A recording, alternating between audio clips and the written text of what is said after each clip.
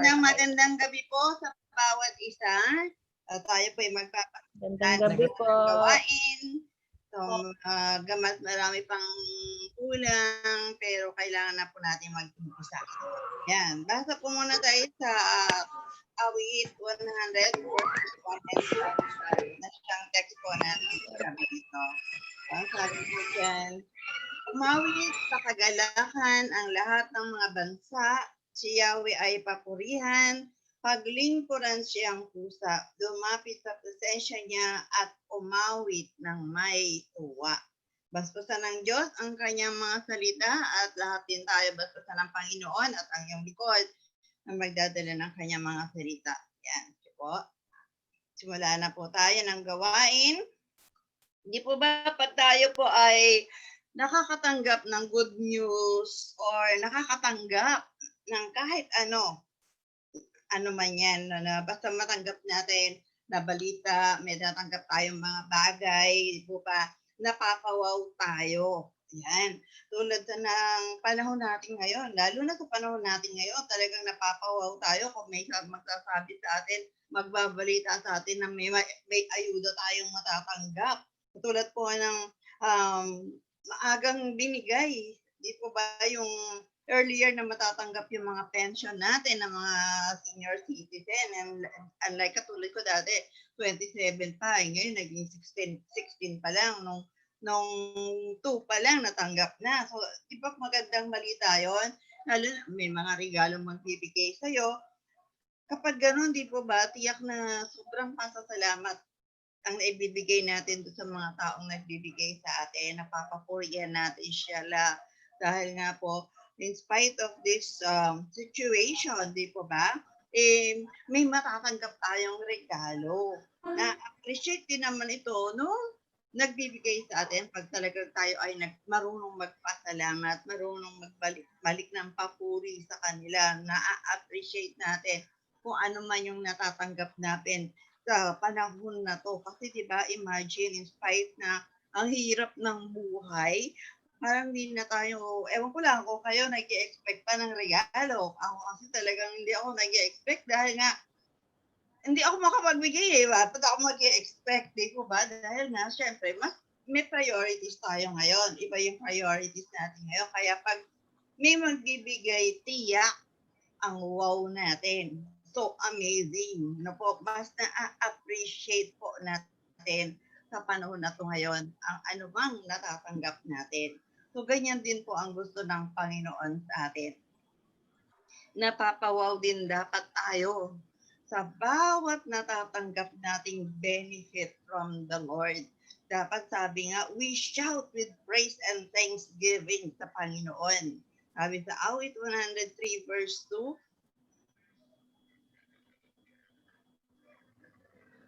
hindi po, pakibasa. Awit 103 verse 2, buong puso kong pupurihin ang Panginoon at hindi kalilimutan ng kanyang kabutihan.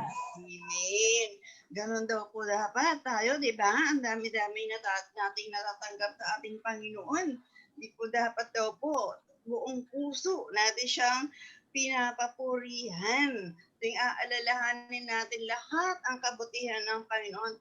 Surely, awesome worship ang maibibigay po natin, ma-offer natin sa ating Panginoon dahil siya sobra-sobra at mas marami yung mga amazing gifts na binibigay ng Lord sa atin araw-araw. Our Lord is much worthy to receive our awesome worship. Yan po, yung title ng pag-aaralan natin, Awesome Worship. Yan ang hinahanap ng Lord sa atin. Pag nag-worship tayo talagang awesome, amazing, wow, ganon dapat ang worship. Ang tanong, bakit? Ano yung reason? What are the reasons why the Lord needs an awesome worship? Ano po yung mga dahilan? Bakit kailangan natin siyang i-worship ng ganyang katodo-todo? Yun talagang napapawaw na worship. Yun po, yung todong worship. Number 1, because the Lord is God. Kasi nga po, knowing the Lord's nature will lead us to adoration. Yun po yung magtutulak sa atin. Kung alam mo na ang Lord pala ay Diyos, ito po, talagang worshiping natin siya ng todo-todo. Kaya dapat kilala natin siya. Yan ang sabi sa Psalms 103, know that the Lord is God. Yan po yung una dyan. Dapat kilala mo ang Diyos na hindi lamang siya hindi lamang siya basta tao, kundi siya ay Diyos, the true God, the only God. Yun po, dapat yun po yung may mga, di ba, may mga samahan na ang pagkakaalam lang nila, tao lang si Jesus, pero tayo po, dapat alam natin na siya mismo ang Diyos, ang nag-iisang Diyos. Sabi sa Isaiah 43, 10-11. Pakilasa po. Isaiah 43:10-11. Walang ibang Diyos na una sa akin, ni meron pa mang iba mang darating. Verse 11, ako ay si Yahweh, tanging ako lamang ang tagapagligtas, wala nang sino man. And hindi po ba napakaliwanag mo na walang ibang Diyos maliban sa Kanya. Wala nang darating pa kung sino pa man o ano pa man. He exists before everything else. Nandun na ang Lord. After all and above all, nandyan ang Panginoon. Ano yung he possesses. Ano meron ang Panginoon? Unlimited power. Walang hanggang kapangyarihan.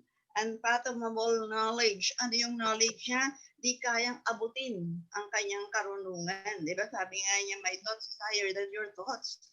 Di natin kayang abutin. At siya pa ay unavoidable presence in everywhere. No, kahit ayaw natin ng presensya niya, wala kang magagawa. Andiyan ang Diyos. Kahit magtago ka pa kung saan-saan, wala kang magagawa. Andun ang presensya ng Panginoon. Palagi siyang present in our life because God is so big. Napakalaki na Panginoon. Sabi nga niya, di ba? Itong lupa, itong daigdig, tuntungan lang niya yan. Yan ang sabi sa Isaiah 66:1 eh. Ito ang salita ni Yahweh, ang aking trono ay ang kalangitan at ang itong daigdig ay aking tuntungan. Ganon kalaki ang Diyos. Hindi na, imagine niyo po, mula sa langit itong earth, kanyang tuntungan lang yan. Nako, kaya God is bigger than what we need. God is bigger than our situation. Bilang Diyos, ang ating Panginoon ay indescribable. Hindi natin kayang pailarawan ang Diyos. Kaya nga po ba, di ba, makikita natin yung mga images na ginagawa ng mga tao. Iba-ibang klase, iba-iba yung itsura. Hindi kasi talaga siya mailalarawan. Bakit? Espiritu siya eh. Paano mo maigagawa ng image yun? Di po ba? Yun, ang Diyos natin ay indispensable. Hindi pwedeng mawala sa buhay natin. Kailangan natin ang Diyos. Indispensable siya. Kailangan natin siya at all times, whether good or bad ang situation, kailangan natin ang Diyos. And ang Diyos ay indisputable. Hindi kayang hadlangan ang nais ng Panginoon. Yun po yun, di ba? Kung nais niya tayong pagpalain, kung nais niya tayong pagalingin, kung nais niya tayong buhayin pa ng mahaba or kunin na, walang pwedeng tumutol, walang pwedeng humadlang kasi Diyos siya na makapangyarihan sa lahat. Yun ang katangian ng ating Diyos na buhay. Kaya with that knowledge, kung alam natin yan, we can really praise the Lord. Paano? Awesome. Yun po ang maibibigay nating papuri sa Panginoon pag alam natin kung sino talaga ang Diyos. Pangalawa, bakit kailangan awesome ang pag-worship natin sa Lord? Because He is our Creator. Ayan. So sabi sa Psalms 103b, it is He who made us and we are His. Siya daw ang gumawa sa atin at tayo ay sa Kanya. Yun, dapat alam po natin na tayong lahat ay nilikha ng Diyos. Paano? Ayon sa kanyang larawan. Di ba? So amazing. It's awesome, di ba? Yun po yung magmo-motivate sa atin pag alam natin na nilikha ako sa larawan ng Diyos. Magmo-motivate tayo na mag-worship sa Kanya in awe because it shows that we are valuable to God. We are special and we belong to Him. Yan po eh. Di ba sa tayo creation, kinreate ng Lord na nilagay lang sa isang sulok, di ba? Hindi po tayo ganun eh. Di ba? Para mga puno. O, kinreate ng Lord pero nandyan ka lang, hindi ka makakaalis dyan. O, di po ba? Pero tayo, nagagawa po natin ang lahat. Bakit? We were created according to His image. Genesis 1:27. Pakibasa ko. Genesis 1 verse 27, kaya nilikha ng Diyos ang tao na lalaki at babae ayon sa wangis niya. Amen. Ano yung wangis ng Lord? No po? Yung wala tayong kamatayan. Yun yung katangian na ginawa sa atin ng Panginoon eh. Diba? Walang kamatayan. Kaya nga lang pumasok ang kamatayan dahil lang magkasala si Eva at si Adan. Nilikha tayong holy, righteous. Yun po ang pagkakalikha sa atin. Yun yung katangian ng Diyos. Yun yung image niya na nasa atin po. Kaya hindi lang basta tayo nilalang ng Lord. Nako, kundi tayo ay chosen. Talagang pinili, hinihirang tayo para to worship Him. Yun ang inaasahan ng Lord sa atin. Na tayo yung maghahandog sa Kanya ng awesome worship. Isaiah 43:21. Okay po, pakibasa. Yes, 43 verse 21. Sila'y nilalang ko at aking hinirang upang ako'y kanilang papurihan. Yan po ang talagang gusto ng Lord. Kaya tayo hinirang, kaya tayo nilalang, kaya tayo hinirang, kaya tayo created and chosen para siya ay papurihan. So anong klase papuri? Siyempre yung awesome na papuri ang gusto ng Panginoon. And number 3, because He is our shepherd. So, hindi lang siya yung God, hindi lang siya creator, kundi siya yung ating shepherd. Psalms 103:c, we are His people, the sheep of His pasture. We are, tayo po, yon mga anak ng Diyos. Ang shepherd, di po ba, siya yung responsible for every aspect ng kanyang flock. Opo, ibig sabihin, pinangangalagaan niyang mabuti yung kapakanan ng kanyang mga tupa. Ganun po ang isang pastol or shepherd po. Yung after siya lagi sa kapakanan ng kanyang tupa. Ganyan po ang ating Panginoon. He is our good shepherd. Saan tayo dinadala? Sa green pasture or sa mainam o magandang lugar kung saan tayo ay mananagana. Di ko ba ganun ang ginawa niya sa mga Israelites di ba? Nung ilabas sila sa Egypto, saan sila dadalhin? Sa lupang pangako filled with milk and honey. Ganun po ang Panginoon. Doon tayo dinadala sa mainam na lugar. Kaya dapat po tayo ay nagpapasakop. Dapat sumusunod kung ano yung gusto ng Lord, kung saan tayo gustong dalhin ng Lord, doon po tayo. Awit 23:2 and 3. Pakibasa po. Awit 23:2 and 3. Tulad ng tupa, pinagpapahinga niya ako sa sariwang damuhan, patungo sa tahimik na batisan, ako'y kanyang inaakay. Verse 3. Verse 3, panibagong kalakasan ako'y kanyang binibigyan, pinapatnubayan niya ako sa tamang daan upang siya'y aking maparangalan. Amen. Di po ba? Napakabuti ng ating Panginoon. He makes sure that we have His protection, His guidance, provisions, and rest. Yun po ang sinisiguro ng Panginoon na sa pagsunod natin sa Kanya, tayo ay protektado. Tayo ay nandun yung leading niya, yung guidance niya. Nandun yung provisions, lahat. kasi sumusunod eh. Kaya nandun yung provision at nandun yung kapahingahan sa piling ng Panginoon. That is why He also expect an awesome worship, no, upang siya daw ay maparangalan.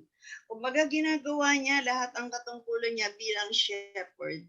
Kaya hinahanap din naman niya ano yung gagawin natin bilang mga tupa niya para siya ay maparangalan. Yun. Our Lord called us one by one. Hindi tayo sabay-sabay na tinawag ng Lord, di po ba? Isa-isa, by name. To see to it na walang nawawala. Ganon tumawag ang Lord, di ba? Isa-isa, by name talaga. Ano pa? He laid down His life for the sheep or for us. Binigay niya yung buhay niya para sa atin. 1:10:11. Sabi po dyan, ako ang mabuting pastol, inialay ng mabuting pastol ang kanyang buhay para sa mga tupa. Iniaalay niya talaga. Ganon po ang Panginoon. Inalay niya yung kanyang buhay para sa atin. Kaya nagkaroon ng Pasko. Kaya meron tayong sineselebrate na Christmas dahil nga po sa ating pastol na to na nag-alay ng kanyang buhay. Ipinanganak siya para tubusin tayo sa ating mga kasalanan. Yun po. Kaya ang Pasko dahil kay Kristo. May Pasko dahil kay Kristo. Once more, the Lord wants to remind us that He is our God. He is our Creator and He is our Shepherd. And He is worthy of our praise and thanks in our everyday worship. So, ang tanong, paano? Paano tayo makapagbigay ng awesome worship sa Panginoon? How should we worship the Lord our God? Diba? Sabi po, number 1, paano natin siya i-worship? Gusto niyang pamamaraan ng worshiping. Worship God by serving willingly and with gladness. Yan po ang gusto ng Lord. Paano tayo mag-serve? Meron talagang nag-serve, pero willing ba? Dapat ganun po. We need to serve our Lord because He is God. Tayo po ay servant, po ba? Siya yung Panginoon natin. Kaya pag sinabing Panginoon, gagawin mo kung ano yung pinapagawa sa iyo. Kaya marapat lang na tayo ay maglingkod dahil na tayo ay kanyang lingkod. Ayan. Pusa. Buong puso. May kagalakan. Yun po ang hinahanap na paglilingkod ng Panginoon. Hindi yung basta makapaglingkod lang tayo na basta nakapag-ministry na ako, okay na. So, hindi po yun ang hinahanap ng Lord na serving na dapat nakikita sa kanyang mga servant. So, po. Dapat kahit ano yung pinapagawa sa atin, basta para sa Lord, be willing and with joy dapat tayo. Bakit? It's a very great privilege na makapag-serve sa hari ng mga hari, sa Panginoon ng mga Panginoon. Kaya we must do it willingly and with gladness. Awit 100 verse 2.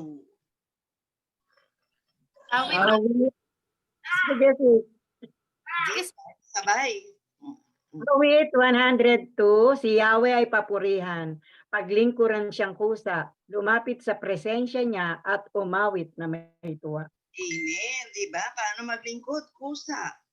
Paano lumapit sa presensya niya? At umawit ng may tuwa.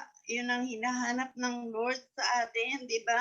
Nakaka-excite kapag ma-assign tayo na mag-assist o mag-serve sa mga kilalang tao like sa government officials, celebrities, mayayaman, mga powerful na tao. Diba? Excited tayo? The more na dapat tayo excited kapag sa Lord tayo naglilingkod. Yun po ang dapat na po. Dapat alam po natin yun na serving the Lord will please and give Him joy. Pag tayo ay nagsaserve sa Kanya willingly and with gladness, napapasaya natin ang Diyos. At syempre, the joy of the Lord is our strength. Kaya po dapat napapasaya natin siya para magkaroon tayo ng kalakasan. Nehemiah 8:10. Sige po, pakibasa. Nehemiah 8:10, wika pa nila, umuwi na kayo at magdiwang ang walang pagkain at inumin ang bahaginan ng mayroon. Sapagkat ang araw na ito ay dakila kay Yahweh, ang kagalakang dulot niya ay magiging kalakasan mo. Iyon, yan po yun. Ang kagalakang dulot niya ay magiging kalakasan ninyo. So, paano tayo magkakaroon ng kalakasan? Dapat magalak ang Diyos sa atin.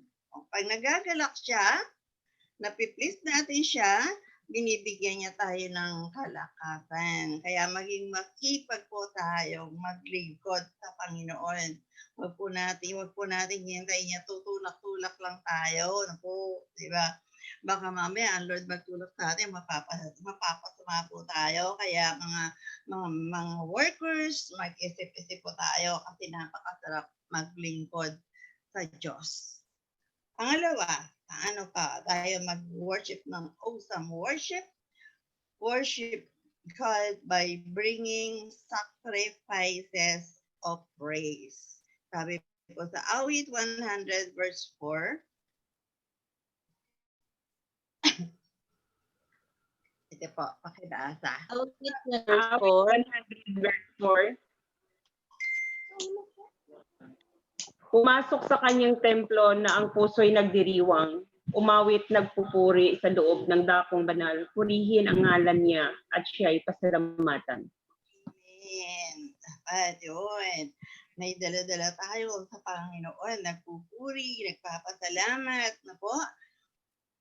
Napakapalad nga po natin, di po ba? Sa panahon natin ngayon, napakapalad natin kasi paano tayo mag-aalay sa Lord? Paano tayo mag-worship? Dala lang natin yung sarili natin, yung katawan lang po natin. Yun lang po yung dala-dala natin. Nasa bulsa nga lang natin yung mga tight sapat. Di po ba? Yun po yung papuri dapat sa Old Testament. Di po ba? Alam natin kung paano kailangan nilang mag-alaga mismo ng hayop, ng tupa, ng kung ano yung ihahandog nila. Aalagaan nila mula mabata hanggang yung dumating doon sa hustong gulang na ihahandog na. Para sa ganon, malinis, walang kapintasan yung ihahandog nila. Ganon po kahirap. Tayo, hindi na natin kailangan mag-alaga ng hayop at magdala pa nito. Diba? Kung tayo magdadala niyan sa tech, ano kaya itsura natin? Di po ba? So, napakapalad po natin.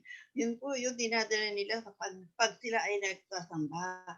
Kaya dapat na-honor po natin yung Creator natin for everything He has done for us. Isa yan sa kakabutihang ginagawa ng Lord sa atin. Napakadali na natin pupunta nila tayo sa tech para sumamba. Di po ba? Dalhin lang po natin yung ating mga sarili. So, worship Him by bringing sacrifice of praise and thanksgiving. Bigyan natin siya ng papuri, pasasalamat at patotoo. Sa Hebrews 13:15-16.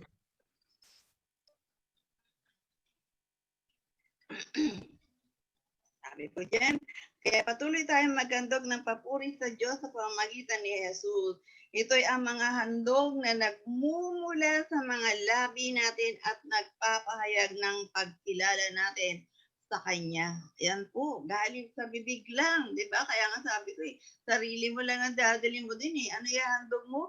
Papuri, nalalabas sa labi lang po natin, na kinikilala natin ang Kanyang kabutihan, pinapasalamatan. Verse 16, at huwag nating kalimutan ang paggawa ng mabuti at ang pagtulong sa iba dahil ang ganitong uri ng paghahandog ay kalugod-lugod sa Diyos. Ayun po. Diba? Our sacrifice of praise pleases the Lord. Kung hindi rin natin nalilimutang tumulong o gumawa ng mabuti sa iba, please ang Lord.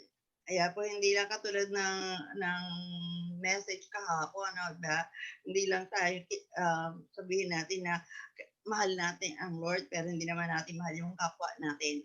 Dapat doon pa rin po yung paggawa ng mabuti with salita.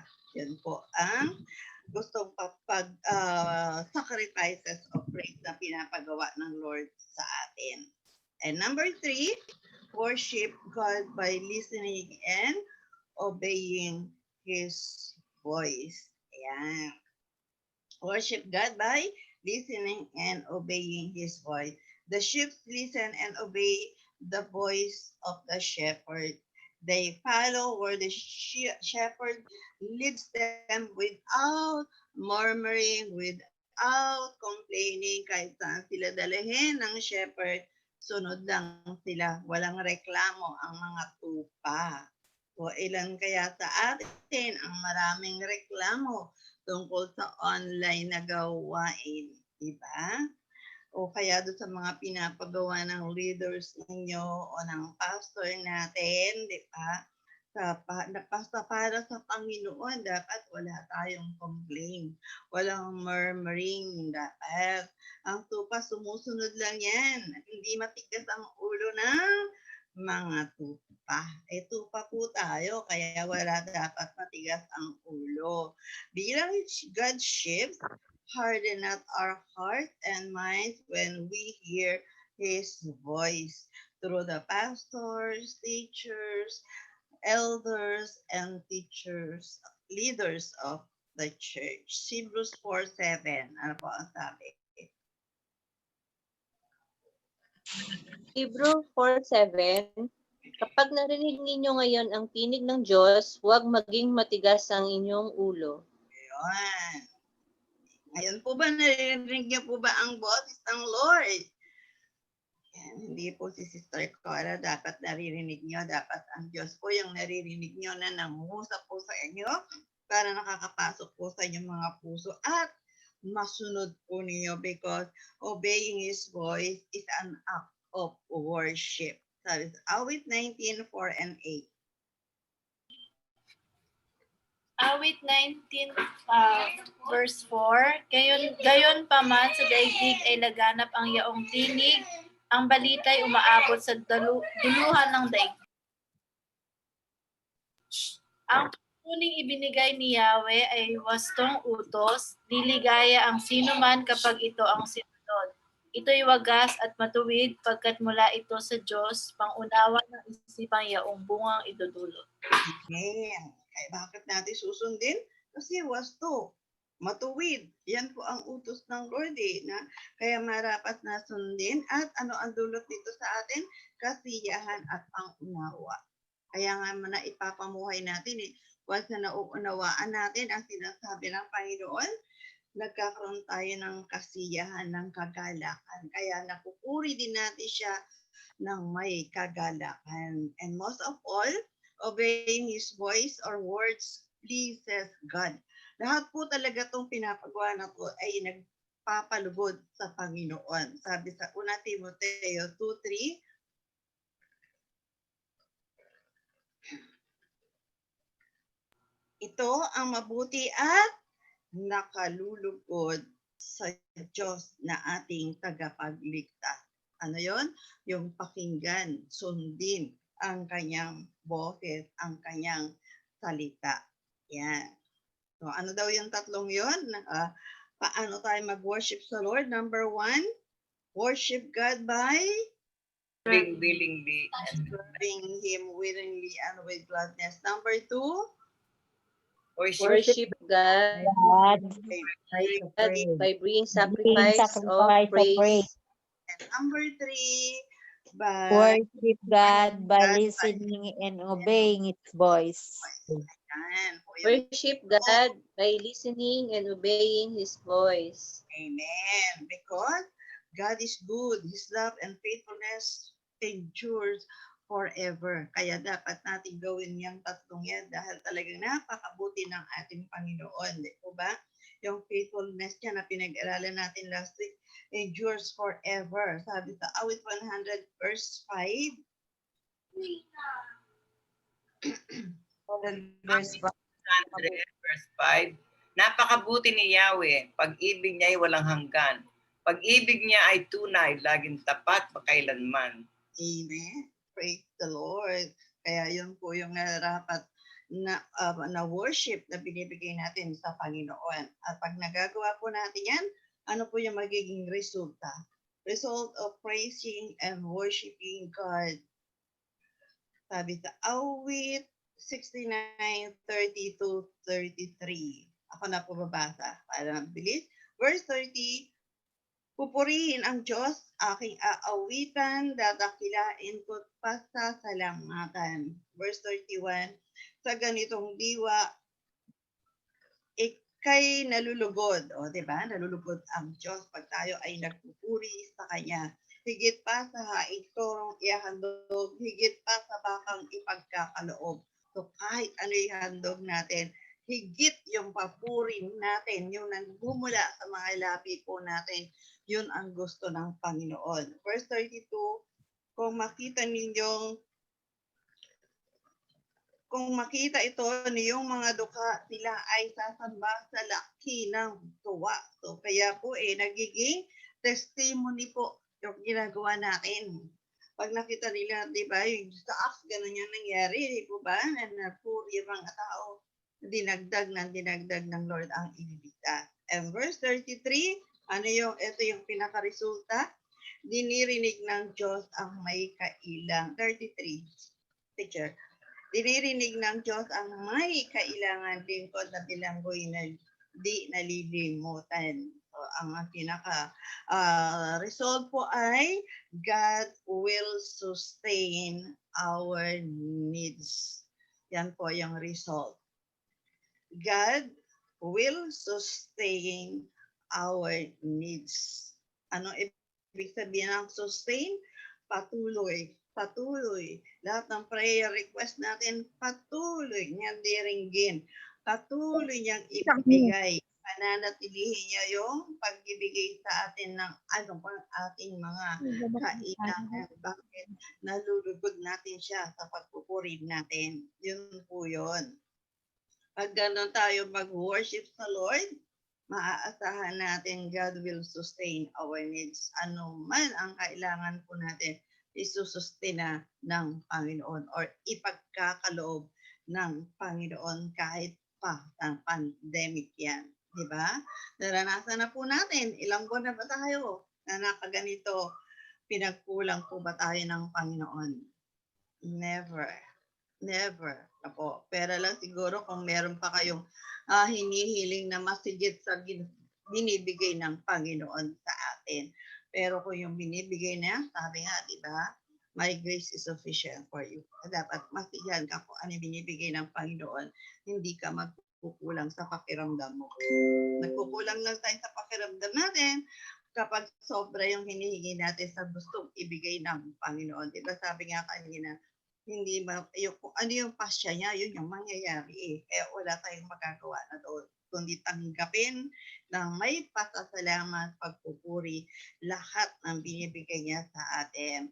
God is pleased when we worship Him with awe more than any other offering, sabi nga natin kanina. So therefore, let us offer to God, ourselves, itong sarili natin. Yun po yung ihandog natin sa Panginoon. Living sacrifices, holy and pleasing to Him.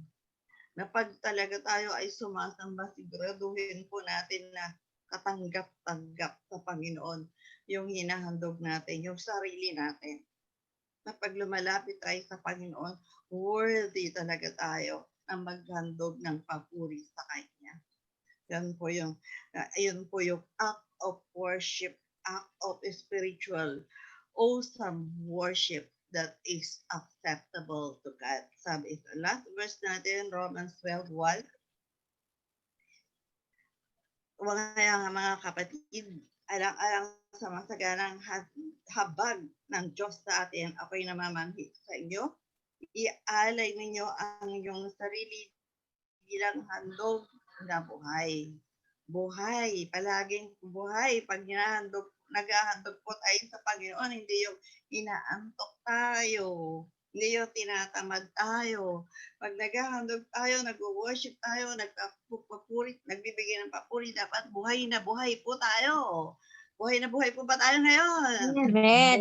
Dapat ganyan po tayo palagi. ano pa? Banal. Kaya dapat lagi po kapag harap tayo sa Lord, nakapag-pray na tayo. For example, mananambahan kayo. Tulad ngayon, Bible study. Dapat bago mag-Bible study, nakapag-pray po tayo. Na po, bukod sa nagpe-pray po yan, mag-opening na tayo, patawarin, dapat napatawad na rin tayo dahil nag-pray na po tayo. Isa-isa, malinis na po tayo harap maghahandog. Para nang sa ganoon, maging kalugod-lugod po tayo. Dahil ito ang karapat-dapat na pagsamba ninyo sa Diyos. Yun po ang gusto ng Lord na pagsambang gawin po natin sa Kanya. This is the best gift that we can give to our Lord.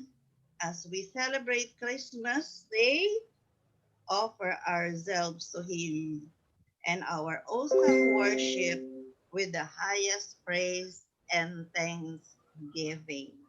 Ayan, yan po ang gusto ng Panginoon sa atin. Sa gabing ito, sa pagtatapos ng Bible study for 2020, tayo po ay gustong marinig ng Lord ang ating mga papuri, pasasalamat, pagsamba. Yan po ang gusto ng Lord na makita sa atin ngayon. Nag-uusap na po siya, di ba sabi, pag narinig nyo, pakinggan nyo, so nakinig na po kayo. Kaya naman tayo naman ay magbigay ng papuri sa Panginoon. Awitin po muna natin ang We Give You Thanks. Then po yung may gustong magpatotoo, short lang po, para kung lahat tayo ay mayroong patotoo, makapagpatotoo lahat. Direct to the point lang po yung patotoo natin. Tapos pamunahan tayo ni Sister Malu sa Thanksgiving prayer and I will close yung closing prayer po. Ako po mag-close. Ayan. Sige po. Tayo po may umawit sa Panginoon. Kung hindi man po ay sabayan nyo na lang po. May play po si DJ Angel sa atin. We give you thanks. Give Jesus the praise. You may be seated if you can.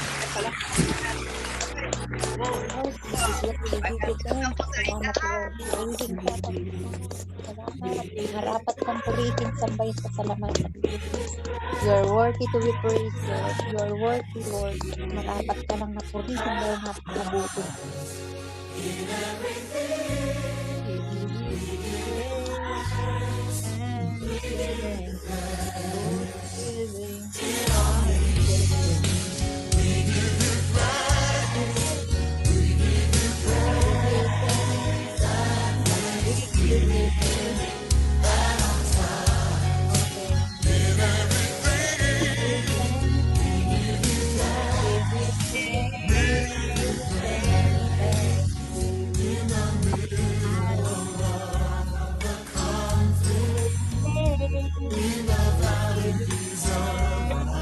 We give you